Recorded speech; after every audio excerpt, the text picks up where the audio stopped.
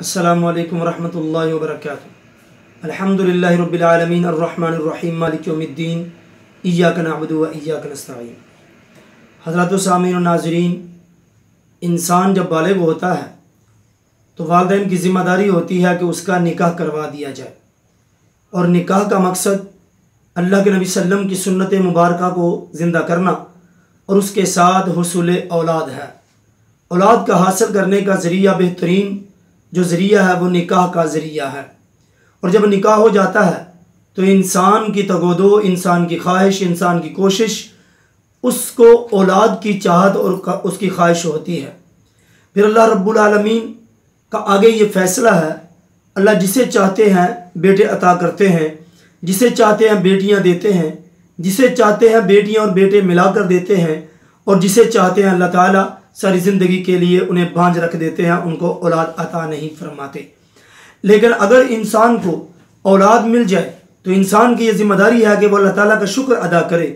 और अगर औलाद की पैदाइश की अगर ख़बर मिले तो इंसान को इसके ऊपर खुश होना चाहिए और इसी तकदीर इलाही के ऊपर इंसान को रज़ामंद होना चाहिए। इन्हीं में से एक ज़रिया एक ऐसा भी है कि जो अल्लाह रब्बुल आलमीन, अगर हमें कोई इत्तला मिल जाए या हमें पता चल जाए कि अल्लाह रब्बुल आलमीन हमें बेटी अता कर रहे हैं, तो इस नज़रिए पे हमारे कई लोग ऐसे भी होते हैं जिनको खुशी नहीं होती। हालांकि ये तरीका गलत है, ये बात गलत है। ऐसा नहीं होना चाहिए कि अल्लाह रब्बुल आलमीन की तरफ से ही सारे मामलात होते हैं। अल्लाह जिसे चाहते हैं, जो औलाद चाहते हैं, अल्लाह ताला उसे अता फरमाते हैं। तो यही अल्लाह रब्बुल आलमीन का फ़ैसला है कि अल्लाह जिसे चाहे अपनी मर्ज़ी और मंशा के मुताबिक उसे बेटों जैसी नेमत दे दें, जिसे चाहे उसे बेटियों जैसी नेमत दे दें, जिसे चाहे इससे महरूम रख दें। ये सारे फ़ैसले अल्लाह रब्बुल आलमीन के हैं। लेकिन हमारे यहाँ कुछ मामलात ऐसे हो जाते हैं कि अगर किसी के यहाँ बेटे पैदा होते हैं, वो खुद, उसकी बीवी, उसके घर वाले, ननियाल और ददियाल वाले सारे खुश होते हैं। लेकिन अगर बेटियां हो जाती हैं, किसी की 2, 3, 4 बेटियां हो जाती हैं, तो उनको बेटी की पैदाइश पे खुशी नहीं होती, उस पर नाराज़ होते हैं। ददियाल वाले अलग नाराज़ होते हैं, ननियाल वाले अलग नाराज़ होते हैं, और बसा औकात वालिदैन भी इस पर राज़ी नहीं होते। और यहाँ तक नौबत आ जाती है कि तनाज़े और झगड़े पैदा होना शुरू हो जाते हैं और औरत को तरह तरह की बातें की जाती हैं कि शायद ये बेटियां ही पैदा कर रही है। हालांकि ये ना मर्द के इख्तियार में है, ना औरत के इख्तियार में है, ना ही किसी और के इख्तियार में है कि वो बेटे पैदा करे या बेटियां पैदा करे। अल्लाह रब्बुल आलमीन ने अपनी मुक़द्दस किताब के अंदर इस बारे में वाज़ेह तौर पर ऐलान फरमा दिया, लिल्लाहि मुल्कुस समावाति वल अर्ज़ यख़्लुक़ु मा यशा यहबु लिमन यशा इनासा व यहबु लिमन यशा उज़्ज़ुकूर औ युज़व्विजुहुम ज़ुक्राना व इनासा व यजअलु मन यशाउ अक़ीमा इन्नहु अलीमुन क़दीर। ये अल्लाह रब्बुल आलमीन की सारी मलकियत उसी की है, सारी बादशाहत उसी की है।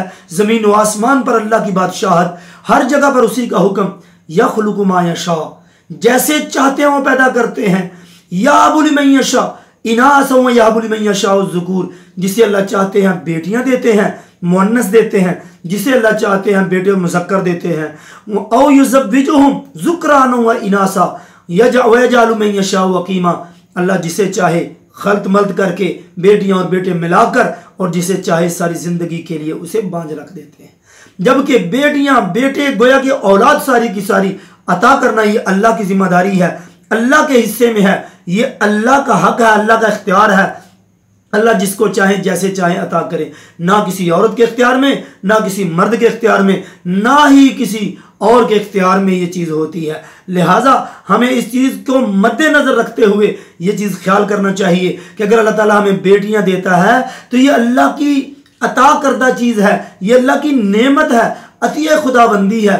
जैसा कि इसी आयत की तफसीर को बयान करते हुए, तफसीर बयान करते हुए हाफिज़ इब्न कसीर रहमतुल्लाह अलैह ने इब्न कसीर के अंदर तफसीर इब्न कसीर में बयान किया है कि अल्लाह ताला ने इस मौके पर अल्लाह ताला ने 4 किस्म के बयान फरमाए हैं। 4 किस्म के इस आयत की तफसीर करते हुए बयान फरमाया।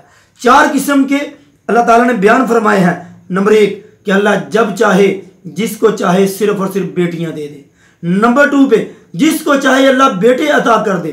नंबर 3 पे अल्लाह जिसको चाहे बेटियां और बेटे मिलाकर दे दे। नंबर 4 पे अल्लाह जिसको चाहे कुछ भी ना दे।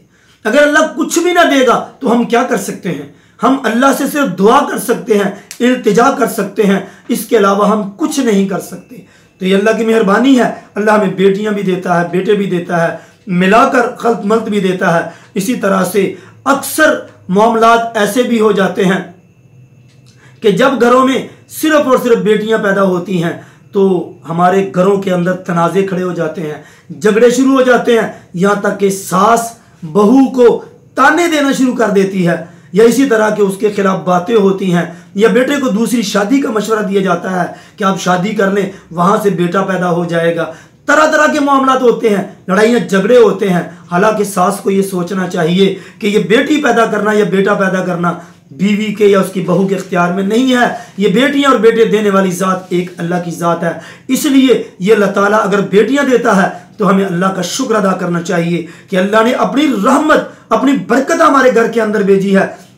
हमारे घर में बरकत आती है, अल्लाह की रहमत आती है। ऐसी रहमत पे, ऐसी बरकत पे हमें खुश होना चाहिए, अल्लाह ताला का शुक्रिया अदा करना चाहिए कि अल्लाह तेरा लाख लाख शुक्र है, तूने मुझे बेटी का बाप बनाया या बेटे का बाप बनाया, ये बल्कि तूने मुझे बांझ नहीं रखा, ये तेरा एहसान है, तूने हर तरह की मुझे औलाद अता कर दी। इस तरह से ये सोचना चाहिए कि वो जो सास आज बहू को ताने मार रही है, बहू को बातें कर रही है, कल को ये भी किसी की बहू थी, ये भी एक वक्त में बेटी थी। इसलिए जब अपनी बेटी होती है, अगर मिसाल के तौर पर वही सास जो अपनी बहू को ताने मार रही है, अगर उसी की बेटी के घर में सिर्फ बेटियां पैदा हो जाए तब उसके क्या ख्यालात होंगे, तब उसकी क्या सोच होगी। इसलिए मेरे भाइयों, मेरे दोस्तों, बुजुर्गों, मेरी माँ बहनों, ऐसे छोटे छोटे मामलात के ऊपर जिस मामले में इंसान का कोई इख्तियार नहीं है, सारी तकदीर अल्लाह ताला की है, अल्लाह की रजामंदी है, ऐसे मामलात के ऊपर तनाज़े, झगड़े, तानो तशनी या तरह तरह की बातें करने की ज़रूरत नहीं है। अल्लाह का शुक्रिया अदा करना चाहिए। जो भी अल्लाह नेमत अता करे अल्लाह ताला का शुक्र अदा करना चाहिए। अल्लाह ताला से दुआ है कि अल्लाह सही मानों में कुरान और सुन्नत को समझने की, पढ़ने की तौफीक अनायत फरमा। वमा तौफीकी इल्ला बिल्लाह। वस्सलाम।